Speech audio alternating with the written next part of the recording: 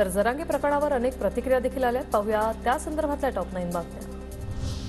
उद्यापासून अंतरवालीत साखळी उपोषण, राज्यातलं आमरण उपोषण थांबवावं, जरांगेंचं आवाहन। संचारबंदी हटवा, पोलिसांनी ताब्यात घेतलेल्या तरुणांना सोडावं, जरांगेंची मागणी। आरक्षण दिल्यानंतर आंदोलन कशासाठी? जरांगेंच्या एक मागण्या वाढत चालल्यात। जे कायदा हातात घेतील त्यांच्यावर पोलीस कारवाई करणार। मनोज जरांगेंच्या आक्रमक भूमिकेवर भुजबळांचं वक्तव्य। फडणवीसांना राज्यासह देशात अडचणीत आणणार, शिंदेंनी फडणवीसांचं ऐकून स्टेटमेंट बदलू नये। नाराजीची लाट उसळण्याआधी शिंदे फडणवीसांनी शहाणं व्हावं, सहनशीलतेचा अंत पाहू नका, जरांगेंचा इशारा।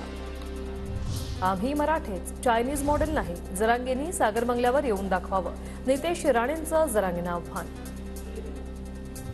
राजकीय अपरिपक्वता काल समोर आली। कालचा प्रकार म्हणजे तमाशा होता।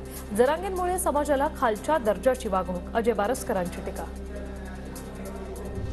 मनोज जरांगे यांच्या आरोपात तथ्य आहे, त्यांची चौकशी व्हावी, जरांगेंच्या सुरक्षेत वाढ केली पाहिजे, त्यासाठी आम्ही राज्यपालांना भेटणार, काँग्रेस आमदार कैलास गोरंट्याल यांची माहिती।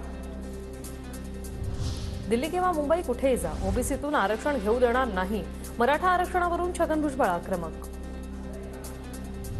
जरांगेंनी व्यक्तिगत आरोप केले, त्यांनी माफी मागावी, अजय बारसकरांची मागणी। तर बलात्कार, 40ला घेतल्याचा, 300 कोटींची संपत्ती जमावल्याचा जरांगेंचा आरोप। जरांगेंनी पुरावे दिलेले नाहीत, बारसकर आक्रमक।